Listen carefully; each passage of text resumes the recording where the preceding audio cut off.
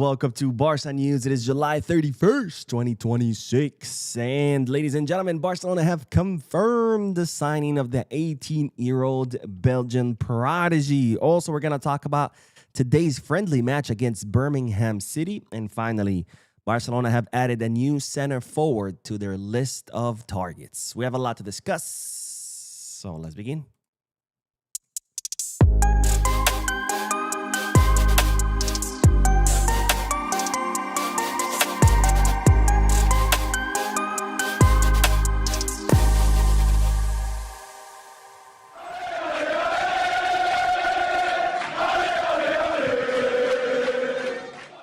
Hello everyone, welcome to the channel. My name is Bo.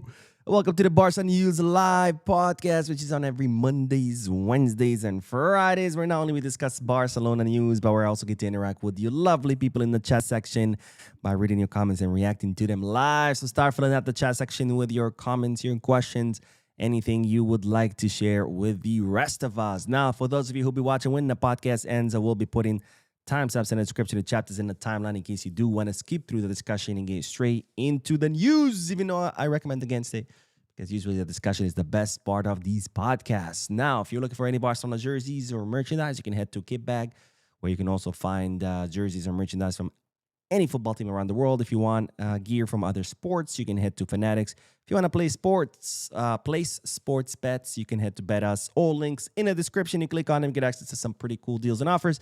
And of course, I cannot start without reminding you to make sure you subscribe, you hit the like button, and also you drop a comment. All this helps the channel continue to grow. Now, I know I promised you on Wednesday that I was going to post the raffle or make the raffle post on Instagram. Unfortunately, I got kicked out of my Instagram somehow, some way. I was locked out for 2 days for security reasons, whatever that might mean. I don't know if someone tried to hack into it. I don't know, but my account was locked. I had to reach out to Instagram customer support.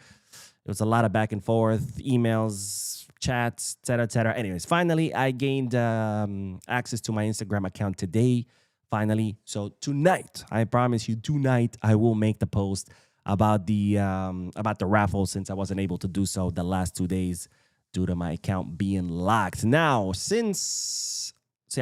supposed to make the post on Wednesday, and I was going to have the raffle open until next Wednesday. Since I wasn't able to make the post on Wednesday, I'm going to make it tonight, and the raffle will be open until, you guessed it, next Friday. So the raffle will be open for a whole week, and during that week, you'll be able to enter the raffle by following the steps, which I will detail in that Instagram post that will go live tonight. So good luck to everyone. If you don't know by now, I'm raffling an away kit, the Kobe collab kit, which is the black and purple, which I think is absolutely beautiful. So whoever wins it, I think they're in for a treat. But anyways, enough with the fluff. Let's begin with the news because, ladies and gentlemen, we got to start with some good news, which concerns the FC Barcelona president, Joan Laporta, because he was hospitalized due to an arrhythmia, cardiac arrhythmia. That's, of course, when your heart doesn't beat in a regular way like it's supposed to. It either starts beating very fast or beating very slow or beating in an irregular way where it's like fast, slow, fast. It's not beating like it's supposed to. So Joan Laporta got hospitalized. They did a procedure on him to bring this under control. And the news is that Joan Laporta has been released from the hospital after a successful procedure. So Laporta is doing well, is recovering from this. So to Laporta, we wish you a speedy recovery. And may your health get better and stronger. And I'm sure he'll come back better and stronger than ever. Now, more good news because not only is Laporta now released and doing well, but also Mark ter Stegen has officially left. Yes, he has left St. George's Park. As you know, the team is currently in England training in St. George's Park. Ter Stegen had flown with the team to St. George's Park, but he has officially flown out of England, headed to Netherlands in order to join Ajax on a one-season loan until June 30th, 2027. Now, ter Stegen did not train yesterday in anticipation of this move, and then today he said goodbye to his teammates, to the staff, and then headed to Amsterdam, where he will join Ajax under the guidance of, or the leadership of Mitchell. Of course, Mitchell was Girona's coach. He requested Ter Stegen signing when he was at Girona. Ter Stegen joined Girona in the winter transfer market, but on loan. But unfortunately, he got injured, so he didn't get to play. I think he played like just one match. And now that Girona got relegated to second division, Mitchell left. He joined Ajax, and then when he joined Ajax, he once again requested the signing of Ter Stegen. Everything had initially been agreed to, but then there was that problem with the taxes, where in Netherlands apparently the tax rate is a little bit higher.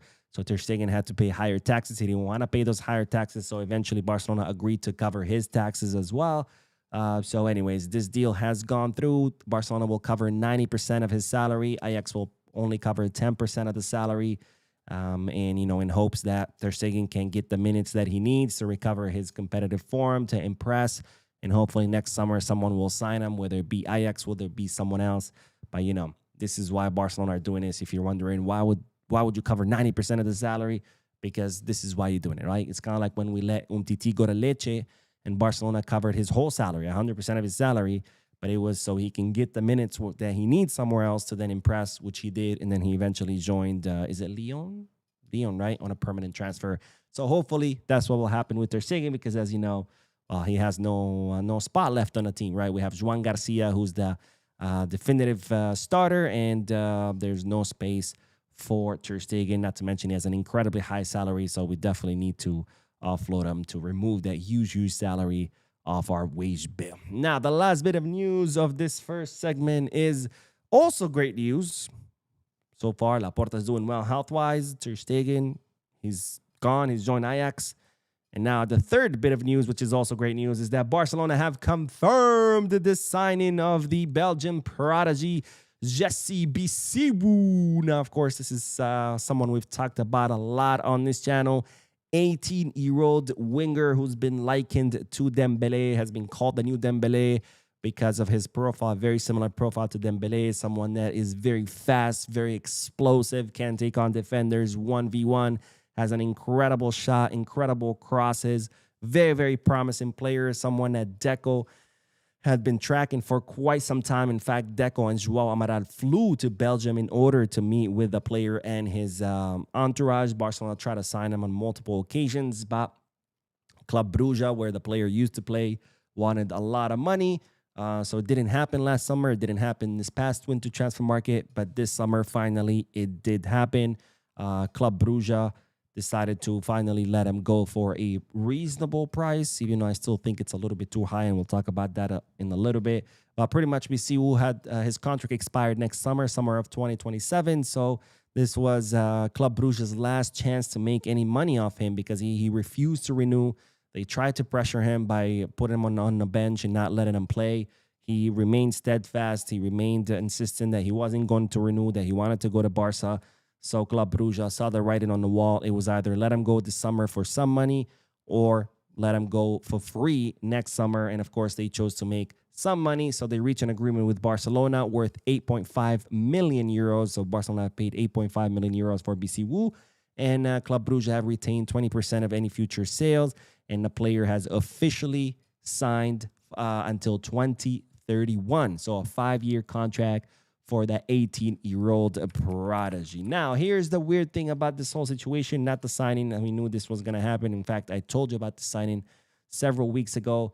But Barcelona have kind of announced him as a first-team player. And that was the weird thing, because originally my understanding was that Jesse Bisiwu would be a Barca Athletic signing, with the idea that he would train with the first team and maybe get some call-ups here and there, because he is a generational talent. He is someone that Barcelona expect him to be in the first team eventually. But my understanding was that he was going to be a Barca Athletic signing, but they've announced him as a first team signing. So that's going to be interesting to see how that works out. I don't know if now he's still going to play with Barca Athletic but train with the first team and get some call-ups with the first team, or is he going to be exclusively with the first team training and getting call-ups to the matches? I don't know yet. We're going to see, and I'm sure, of course, we'll find out more in the next few days, because I think this caught a lot of people by surprise, where he was announced as a first-team signing. But anyways, either way, we have secured the signing of Jesse Bisiwu until 2031 for 8.5 million euros, with Club Brugge maintaining 20% of any future sales. And I gotta say, I'm very excited to see what Jesse Bisiwu will have to offer. All right, let's get back to, or let's start with the comment section, and then we are going to talk about the friendly match that Barcelona played today against Birmingham City in England. Amkule says, hey, Mo, what's good? What's good, Amkule? Welcome to the chat or to the live. Welcome, everybody, to the live. Thank you guys for being here on this Friday evening. Beautiful Friday here in New York. I don't know about where you guys are. Hopefully, it's also beautiful. After all, it is the weekend, and what a better thing than the weekend. Z Delmore says, hello, Mo. What do you think of Folarin Balogun? I know he isn't a world beater, but he is fast, strong, seems versatile enough for a good striker. Your thoughts? I like him. I like him in the USMNT, but I don't know if he's Barca level, or at least he hasn't demonstrated yet to be at that level. I think he's a really good center forward. That he'd be able to play in a competitive league for a competitive team, but as a top striker, like for someone like Barca, like Madrid, like City, etc., I don't see it yet. Maybe, I mean, he is still young. He is 23 years old. Who knows? Maybe in 2 years he could be, but at this point, I would put a question mark next to him. But I do like him. I like him for the U.S. Men's national team. We're lucky to have him. The Rebel Pilot says, I guess Julian didn't want the Barca move enough since he apparently chose to be a good little patetico boy and stay silent. What do you mean stay silent? He made the statements during the World Cup that he wanted to leave. I mean, what else do you want? David says, the same way people are fearing Madrid is the same way they were fearing France in the World Cup. I don't think anyone is fearing Madrid. I think Madrid have been exposed time and time again, and I think at this point everybody in the football world understands, except Madrid fans, of course, understand the simple truth that it's not about collecting signings. It's not about signing the best and biggest names. That doesn't work. I mean, Madrid already went through this with the Galacticos in the early 2000s. That didn't work too well for them. PSG tried it for the last 10, 12 years. That didn't work for them. So I think everybody knows that at this point, that it's not just about collecting the biggest names. It's about putting a team together that can play together, that functions well together, that has an idea, a clear system of how to succeed together. And that's something that Real Penalties lack, right? I mean, yeah, they made signings this summer, but that's not new, right? They made 5 signings last summer. Before that, they brought Mbappe. And despite having Mbappe and Vini and Birmingham, and despite making all those signings last summer, like Hoysen and Carreras and Trent, and Mastantuono, and despite doing all those things, they still have gone 2 seasons trophyless, right? So at this point, they've spent 500 million and absolutely nothing to show for. So I don't think there's many people who are worried. I mean, we all know at the end of the day that Madrid still has a big problem. Problem that cannot be fixed with signings, which is that they have a locker room that's completely fractured, right? A locker room with players like Vinicius, like Birmingham, like Valverde, like Mbappe, who are more worried about personal glory than doing well for the team, who are more worried about being the brightest star than worry about the team, right? And that locker room is so fractured that it ended with them literally fist fighting each other. And that kind of problem is not going to be solved by signings. They can sign 10 more players, and it's not going to make a difference. If the players keep fighting, if the players keep playing for their own glory, not for the team, it's still going to be a problem. Waffle says, oh, let's go get some waffles. I'm down. Not a huge fan of waffles. I'll still eat them and enjoy them. I'm more of a French toast kind of guy. I like French toast better. But I'm down for some waffles, with some fruit, some Nutella, syrup. Poof. ZT says, hey, Mo, how's it going? And I hope all is well. Also, I got a question. What do you think of Nusa in RB Leipzig? In what sense? Like, would I want to sign him? Do I like him at RB Leipzig? Do I like him at Barcelona? I like Nusa. I still think he's a little green. And what do I mean by that? Is that I think he still needs a little more time in elite football, right? He joined Leipzig in summer of 2024, so he's had 2 seasons in the Bundesliga. I still think he needs a little bit more to finish crafting or honing his craft, right? But very promising player. I mean, explosive on the wings, dribbling. I thought he had a disappointing World Cup. He lost the ball a lot. In fact, he even ended up losing his starting spot. We saw Sheldrup sometimes starting ahead of him, or sometimes what was the other guy? I'm blanking on his name that would start in that wing. But I like him. I think he has potential. I just think he's a little green still. Like he needs a little bit more experience, more time. Nielsen says Alvaro Cortés seems to be complete center back with lots of composure. I'm going to talk about Alvaro Cortés in a little bit. I don't want to get ahead of myself. Nagib says, what do you think of Hamza Abdel Karim? Do you think Flick should count on him? I'll talk about Hamza in a little bit as well. I don't want to get ahead of myself either. Solomon says, hi Mo, do you think this Barcelona squad can compete for Champions League without a high-profile striker? Is it possible? Yes. I mean, PSG technically don't have a striker, and they have won 2 Champions Leagues back-to-back. So is it possible? It is. Is it ideal? No. I think it's much better to have one than not to have one, right?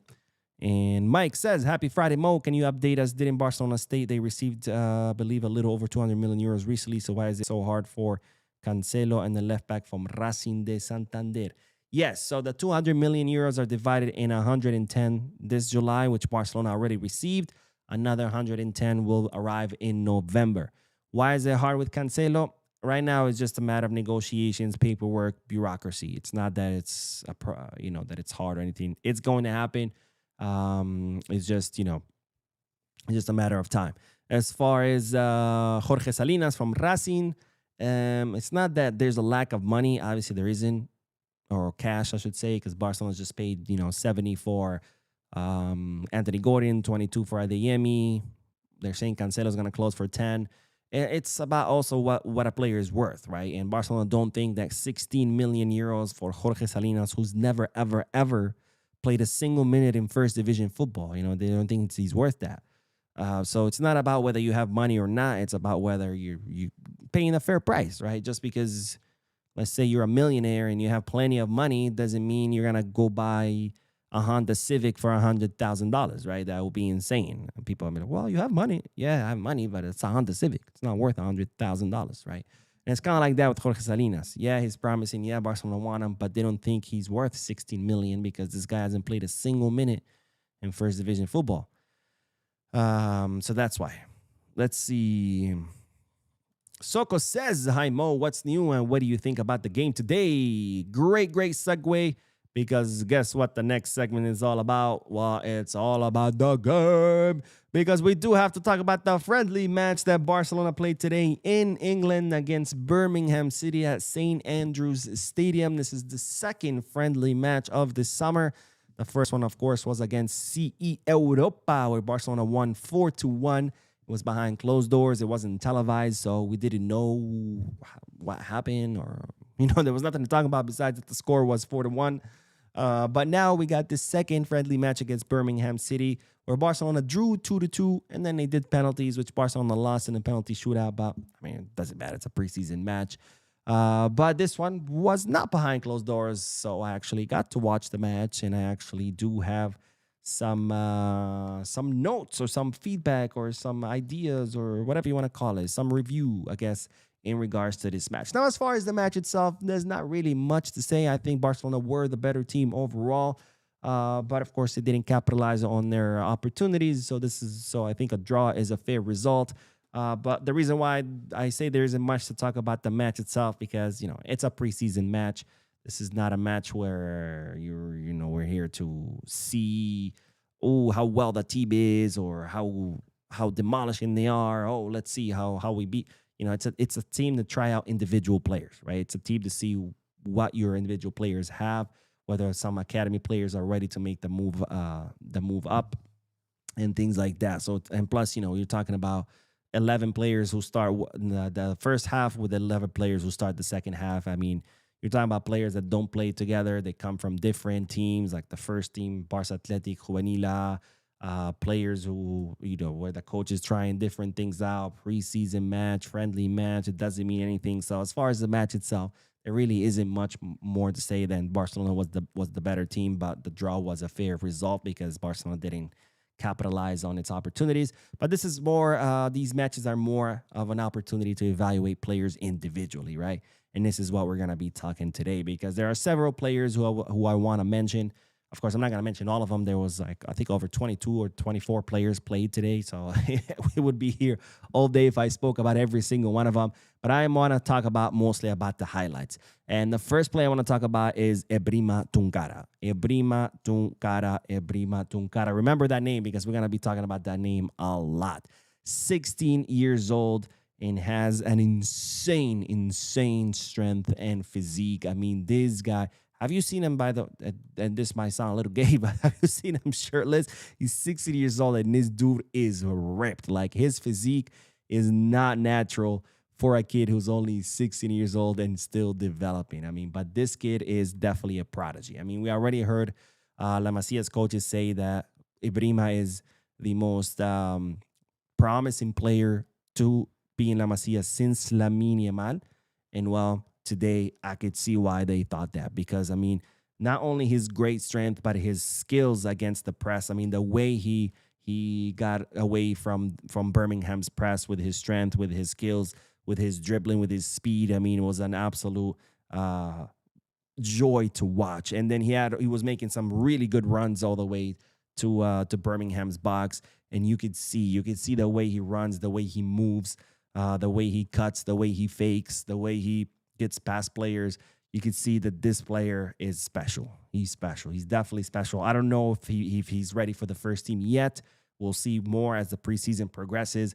But this player is special, and if he's not in the first team this season, he's definitely going to be in the first team next season. And how lucky are we to have an academy like the academy that we have, right? The academy that gave us Messi, Xavi, Iniesta, Busquets, Puyol, Piqué, and then when we thought that generation was over, boom, it gives us the next generation of Lamine, Bernal, Kouarsi. And when we thought things cannot get better, boom, right behind them, here comes Ebrima Tunkara, because this kid is special, and I'm sure we're going to be seeing more and more of him. But more to talk about because we keep talking about who's going to be the center forward, who should we sign, who's going to be our 9. Let's talk about Hamza Abdel Karim. Because today both goals were his. First, he causes that he causes that penalty kick. He takes it, cool as a cucumber.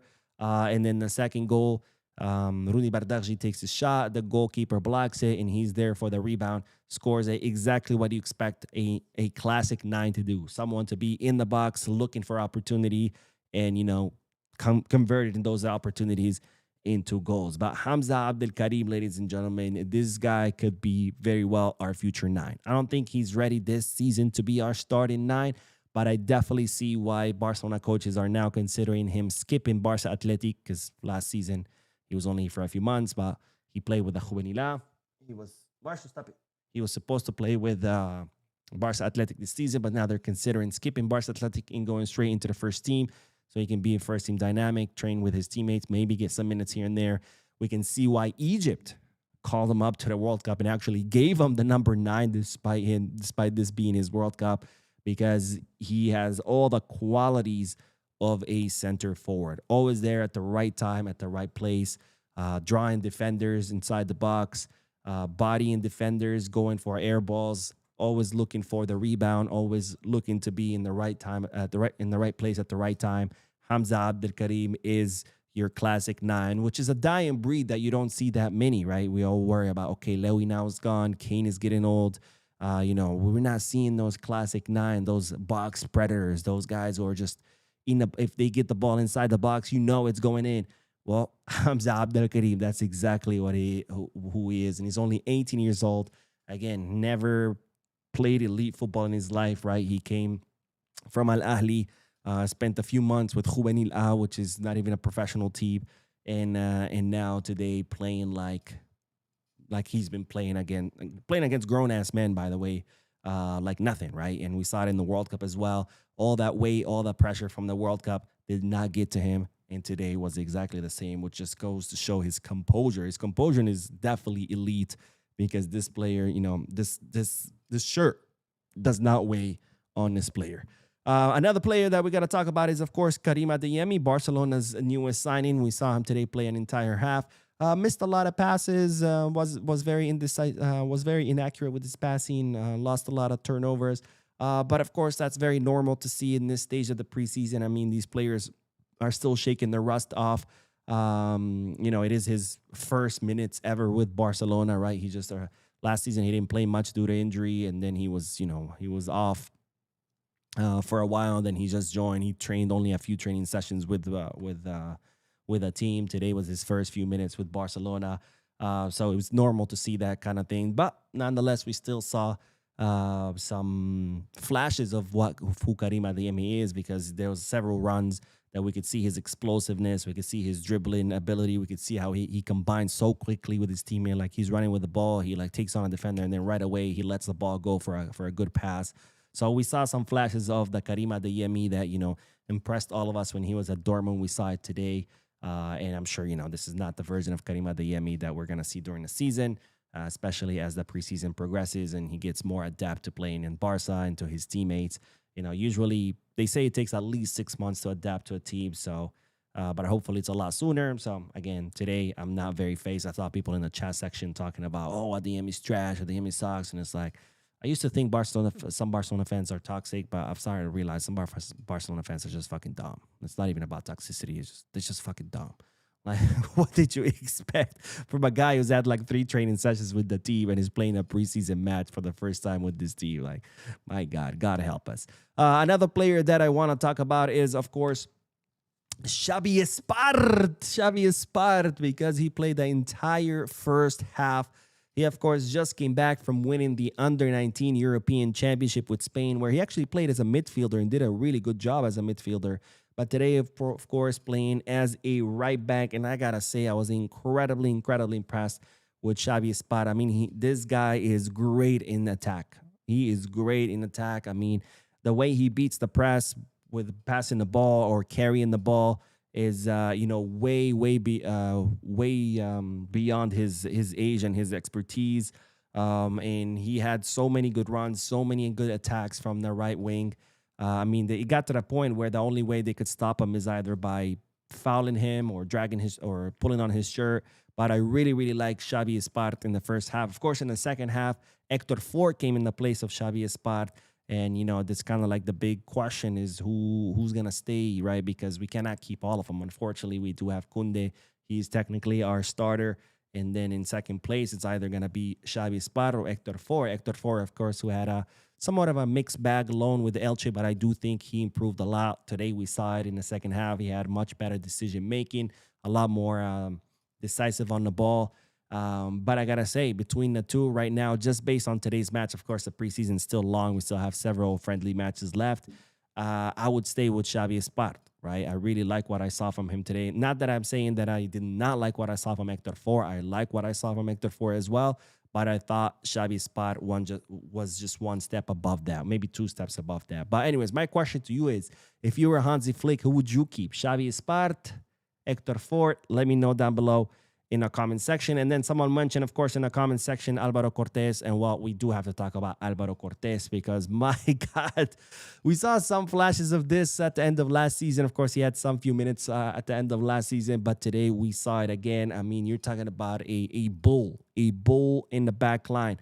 Talking about strong, physical, does not fear going 1v1 against the attackers. I think he's left-footed, if I'm not mistaken. Yeah, he's left-footed. He's kind of like Ronald Araujo, but good with the ball at his feet, right? That's something that Araujo really sucks at, right? Araujo's not good with carrying the ball or building from the back. Alvaro Cortés is. So Alvaro Cortés, to me, is like an Araujo that has good control of the ball and is not afraid of carrying the ball or building from the back. And that is really very exciting to see because, and this is why, by the way, you can now see why Flick doesn't want a center back. You could see why Deco had the Bastoni deal done and Flick said, no, thank you. I don't need any more center backs because Cubarsí, I mean, the World Cup just showed us, by the way, there were people saying that Cubarsí is overrated and that he needs to go. Again, I go back to my point of, I used to think some Barca fans are toxic. Now I'm realizing some Barca fans are just dumb as fuck. But anyways, Cubarsí, the World Cup showed us that he's the best center back in the world. Period, right? Gerard Martin has been doing really well. We have Alvaro Cortez, who knows, maybe one day he could end up taking the spot of Gerard Martin right next to Pau Cubarsí. So now we see why Hansi Flick is okay with not bringing any center back. And more so when we talk about the next guy, because Andreas Christensen, the report saying that he did really, really well against CE Europa. Of course, we didn't see that match, so you could just go by the reports of the people who did see it, who were present from the press. But today, I saw Christensen, who is recovering his old form before all the injuries, because at the end of the day, Christensen has always been an incredibly solid center back. I mean, that La Liga winning season under Xavi, where Barca won La Liga with Christensen and Araujo, the two starting center backs. I mean, we saw the quality of Andreas Christensen. Since then, of course, it's been one injury after another.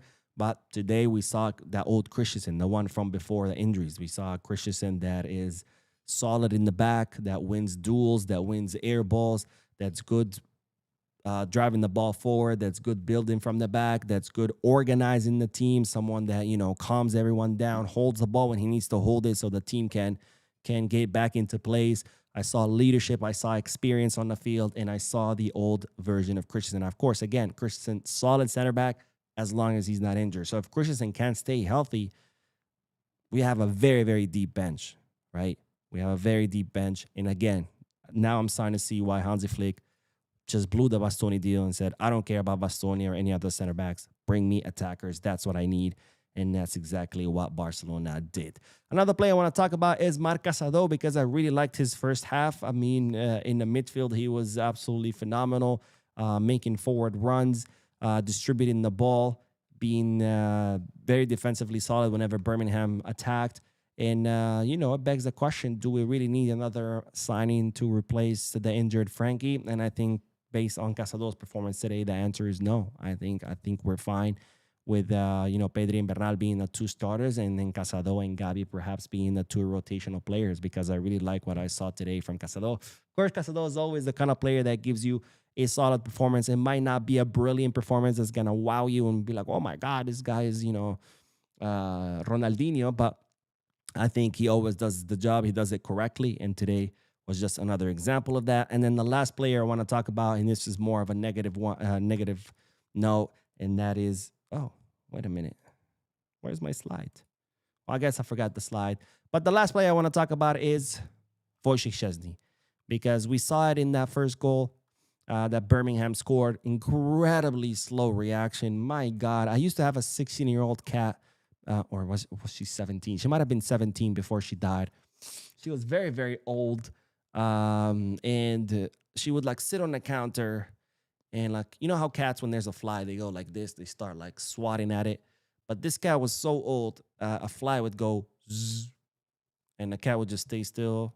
And then 2 seconds later, and it's yo, that fly passed passed in front of you an hour ago. What are you doing? And then the fly would go again. Bzz. That was literally Szczesny. Okay, he's like an old cat reacting to a fly 5 minutes later, and that's worrying for me. That's very worrying for me. And you might say, Mo, we got Joan Garcia. He's definitely gonna be the next best goalkeeper. I agree, but what happens if Joan Garcia gets a cold or what happens if Joan Garcia gets the flu and has to miss one match? What happens if, God forbid, Joan Garcia gets injured? Do we really trust Wojciech Szczesny as our goalkeeper? I mean, we saw it last season, right? Joan Garcia got injured at the beginning of the season. He was out for a few weeks, during which Szczesny conceded a lot of goals. And, it's worrying. It's not enough to just have an incredible first goalkeeper. We need someone that's solid as a second goalkeeper. I'm not saying that you need two Joan Garcias. That's impossible, because the second one's going to want to leave. But we need something a little better than Szczesny. And I love Szczesny. He's a funny guy. He's always good mood. They say he's key in the locker room as far as the spirit, encouraging the team, being the leader. He came out of retirement to come help us out, and he helped us during the first season. He helped us win 3 trophies. But we need something a little better as the second goalkeeper. Now, of course, I would have liked Diego Cochen to be that second goalkeeper, but he has left on loan. Jakubishvili, he stopped 2 penalties today. I don't know. Maybe he can be fighting for that second goalkeeper spot. But either way, we're gonna have to figure out that second goalkeeper spot pretty soon because I don't see Chesney being, that goalkeeper as that we need whenever Juan Garcia, is not available. Anyways, that's all my thoughts about this match. I know it was long, but I wanted to talk about all those players that I wanted to mention from today. Let me know you guys' thoughts. If you watched the match, what do you think about the match? What do you think about the players? Anyone stand out for you that you would like to mention? Anyone stand out in a bad way for you that you would like to mention? Let me know in the chat section or in a comment section, and then let's do more comments, and then we'll talk about the new striker that Barcelona have added to their list. All right, let's see. Eddie says instead of 150 for Julian, we can buy Pavlidis and Aslani if Ferran leaves, of course. Look, 150 for Julian to me is insane. I agree with Barcelona's strategy right now of keeping the offer at 100 mil. I think 100 mil is plenty for Julian. They paid 75 for him. They've already amortized 2 years of that. So they probably owe on him like 50 mil. So even at 100 mil, they're going to be making a lot of profit. 150, I don't think Julian is worth 150. It's insane. But we'll see. Of course, yeah, Aslani would be a good signing. Pavlidis, we'll talk about it in a little bit, whether I think would be a good signing or not. I don't want to get ahead of myself. Uzi says, hey, Mo, I feel like Laporta need to hire a financial advisor because we are the worst when it comes to the transfer market. I mean, that's Deco's job, right? That's the whole job of the sporting director is to identify talent and that would be suitable and then acquire that talent that would be suitable. If we hire someone else, then why do we have Deco? Ake Fardin says, hey, Mo, wonder if you saw the game today. I did. Xavi Spardi, Arra, Cortés, and Ale Gonzalez really impressed me. Although Abdelgarim got 2 goals, he needs more time. Tunkara wasn't bad, but not good. Dude, Tunkara looks promising as hell. Very promising. Soko Jaden says, I think Hamza's getting better and better by the day. Maybe he can be Ferran competition if we don't get Julian. I don't think he's ready yet, but I think this season is going to be huge for Hamza if he stays with the first team, training with them, getting experience, maybe getting some minutes here and there. Maybe, Copa del Rey matches, the first few matches when it's like the round of 32 and the round of 16, get some minutes there.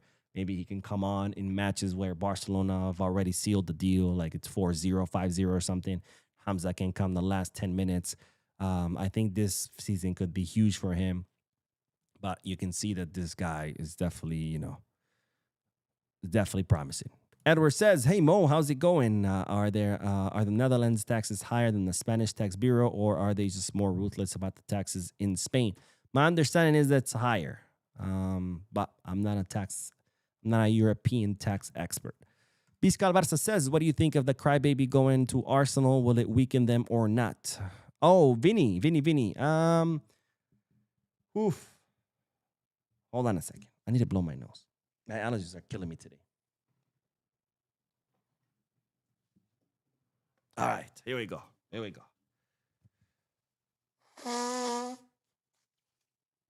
All right, there we go. Okay.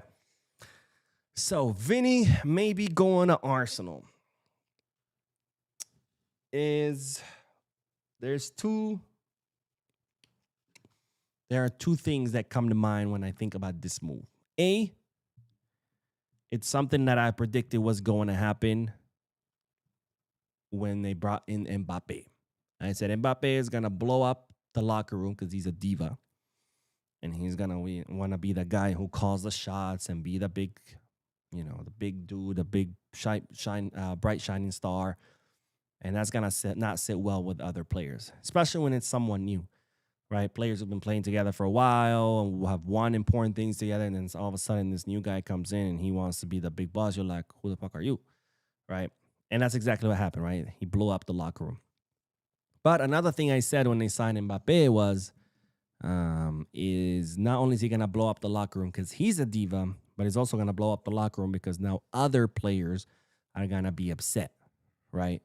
And that's what we're seeing now. That's what we're seeing now in the renewal, right? It's like Madrid spent all that money bringing Mbappe, 120 mil signing bonus. I don't know exactly how much his salary is, but they're saying it's the highest one. So, of course, this is going to cause more friction because now someone like Vinny, who's been at Madrid for many years, who has won 2 Champions Leagues with Madrid, is going to say, hold on a minute. I've been here long. I've won you things. Why is this guy making more? And he hasn't won a single thing, right? And then Bellingham might say the same thing. Hey, I want a Champions League with you guys. Why is this guy making more? He's not, and then the next guy and the next guy. And that's what happens when you do something like Madrid did, where you go all out for one guy, spend all your money on him, is now the other guys are going to be like, well, what about me? What about me? So that's the first thing that comes to mind when I look at this. I predicted that because that's exactly what's happening right now in the contract negotiations. Vinny's like, I want more. I've won you guys trophies. This bum hasn't done anything and you're paying him more. How is that fair, right? And he's right. So that's the first thing that comes to mind. Second thing, would I want him to leave Madrid? No. And this might sound weird because Vinicius is an incredibly lethal player who can single-handedly change the outcome of matches. But Vinicius is part of the problem why Madrid's locker room is so shattered, right?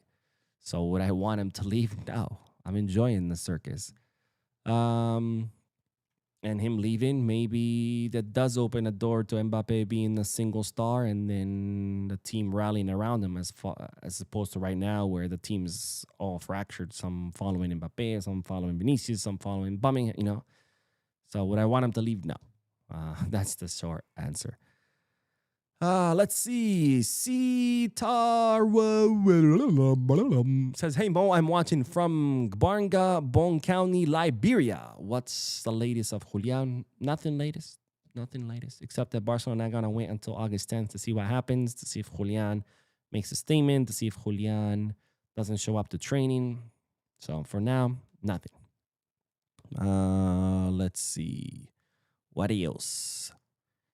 Z Delmore says, hey, Mo, that Birmingham young striker, I like his movements throughout the game and see like in the next few years, he's going to be a big price tag. Another one for your thoughts. Okay. I'll go back and watch. I didn't pay too much attention.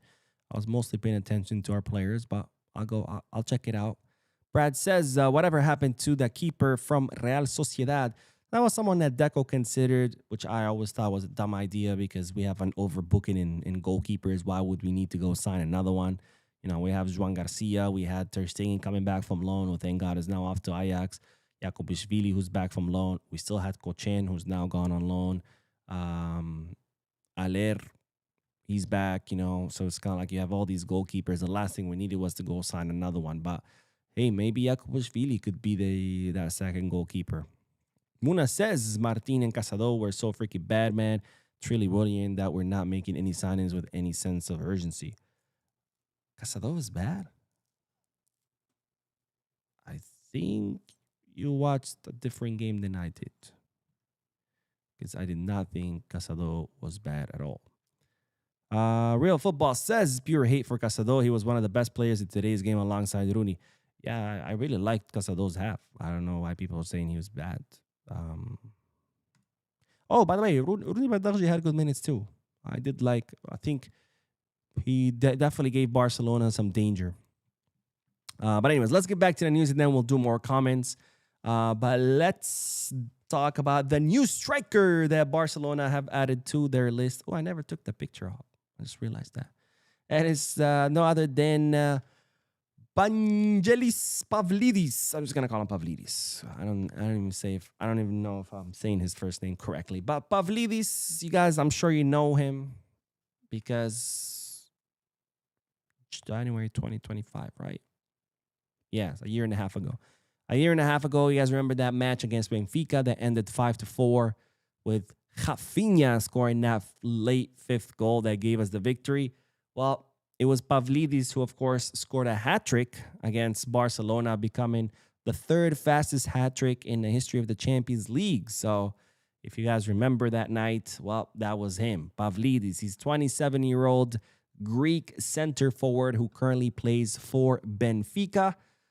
Someone that joined Benfica 2 seasons ago, if I'm not mistaken, just ended last season scoring 30 goals and providing 6 assists. And he ended up being the top goal scorer of the I was going to say the Premier League, the Primeira League. I think that's how you say it, which is the Portuguese league. I think he finished his first season with Benfica also with 30 goals. So that's 2 seasons in a row where he scores 30 goals. And again, he's the guy who scored that hat trick against us. And that's someone that Barcelona have now added to their list of possible signings for that center forward position. Now, to clarify, the same way I clarify with any other names that we talk about, is that the number one priority remains Julian, right? Barcelona want Julian. That's their number one priority, right? So don't mistake this news as, Barcelona are going to abandon the pursuit of Julian to go sign Pavlidis. That's not the case, okay? It's still number one is Julian. But if Julian doesn't work out, there has to be other options, right? The next option on that list was Junior Eli Krupi, or Eli Junior Krupi. Junior Eli Krupi, whatever. Of course, two things happened with Krupi. First, Bournemouth said he's not for sale, and then he ended up getting injured, undergoing surgery, and now he's going to be out for 4 to 5 months. So Krupi, scratch it off the list. And now, well, since Krupi is not happening, well, you got to replace that name with another name, and that is Pavlidis as one of the options that Barcelona could consider signing if the Julian Alvarez deal doesn't happen. Now, what's the problem? What would be the problem with this signing in case Julian Alvarez doesn't happen? Is, of course, that Pavlidis is someone that Benfica fully count on, right? He does have a contract until 2029. So being that he's a player that Benfica count on, and that he has still 3 years on his contract, well, I expect them to want a lot of money for him, right? He currently has a market value of 28 million euros. So knowing Benfica the way they sell, knowing that they don't want to sell this guy, they prefer to keep him, and knowing that he has 3 years on his contract, they're probably going to want a decent amount of money. 50 million, maybe 60 million, but something up there. Now, of course, my question to you is, Pavlidis, do you think, would you want to see him at Barca? I personally would not. Nothing against Pavlidis. 30 goals in a season is pretty impressive. But, of course, that's 30 goals in Portuguese league, with all due respect to the Portuguese league. I don't think Pavlidis will be a Barca-level striker. Maybe as a sub. Yes, but I also wouldn't pay 60 million for a sub, or 50 million, or however Benfica are gonna want. But anyways, that's just my thoughts. Let me know what you guys think. Would you want to sign Pavlidis? Yes, no, maybe. And let me know down below in the comment section, and then let's do some comments, and then we'll end this because that's all the news for today. Let me see. Where did we live up? Where did we live off? Chamud Daber says, hey Mo, did you see that Orion guy? He was so good in one-on-one and pressing. I thought there was a lot of players that were good today. I was really impressed with the individual talent. I mean, remember, some of these players are playing 4th division, which is considered semi-pro. It's not even a pro league. Some players playing a Juvenil A, which is, it's an academy team. And I thought a lot of them looked pretty good there against grown-ass men in the 2nd division of England. So I was really impressed with the talent. Sundar says, bro, if Vinny goes to Arsenal, Mbappe will be their left winger and Madrid will sign Alvarez as striker. No, I don't think so. I mean, first of all, Julian doesn't want to go to Madrid. Second of all, if Atletico don't want to sell him to us because we're direct competitors, they're definitely not going to want to sell him to Madrid. This is why we saw them try to sell him to PSG. That's why we saw him try to sell him to Arsenal, because all those are teams outside of the Spanish league who wouldn't compete directly with Atletico. So I don't see that happening. Plus, they just spent a lot of money. I mean, 120 on Diomande. That's gonna, I don't see them then spending 150 on Julian, even though, again, Julian doesn't want to go there, and even though they don't want to sell to teams that can compete against them. Let's see. Nathan says, do you have any players you'd like to add to the club, Mo? That is a good question. A good question that I will... I mean, we need a striker, right? We needed a striker. And for me, that would be the priority, because at this point, I feel like everything else is fine. And so we would need a striker. What striker I would like for Barca? I think I would like someone like Harry Kane. His negotiation still stuck in the contract renewal. Yeah, he's 30, what is it, 32, I think. And this would be more of a short-term solution. But, I mean, this guy is putting out 70 goals. That's insane. Can you imagine Harry Kane at Barca? Let's see. Johnny says he is not good. I imagine you're talking about Pavlidis. And let's see. Khaled Boo says, get Aslani and get all this BS over with, to be honest. Well, the thing is, I don't think Aslani is ready to be the starting center forward, right? Yes, he looks promising. Yes, I think he would do good eventually with Barca, but I don't think this season he could be the starter. But if Barcelona got him, I wouldn't be mad. I just don't think he's ready to be the starting 9 for Barca. Solomon says, is this a joke? I'd rather take Darwin Nunez. No, I wouldn't take Darwin Nunez than Pavlidis. I mean, I don't think any of them are Barca level, neither Pavlidis or Darwin Nunez. But Darwin Nunez cannot score even if you play with no goalkeepers. Like, if you pass a rule where you're like, all right, no more goalkeepers, and we're going to stretch the goal 3 meters each way, yeah, that guy would still find a way to miss.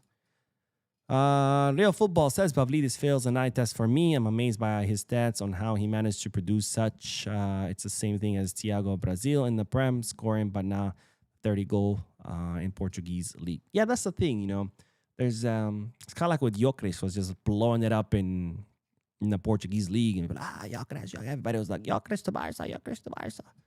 And it's like, you saw him with Arsenal. Because there's a difference between scoring in the Portuguese league versus scoring in the Premier or La Liga, right? There's a difference of scoring with Valencia than scoring with Barca, right? Ferran Torres, a perfect example. There are levels to this game. And, you might be great at the level that you're at. Doesn't mean you have what it takes to make it to the next level, right? Vitor Roque, he's killing it again in Brazil. He was killing it in Brazil, comes to Spain, fails, goes back to Brazil, killing it again. What does that tell you? That's most likely his level. Let's see, what else? Sarah says, let Barcelona look for any striker within La Liga that understands Spanish football very well. And Aymeric says, hey Mo, what are your thoughts on Götze at PSG? I mean, thoughts as far as what? If it's him coming to Barca? Let's see, by the way, what is his price?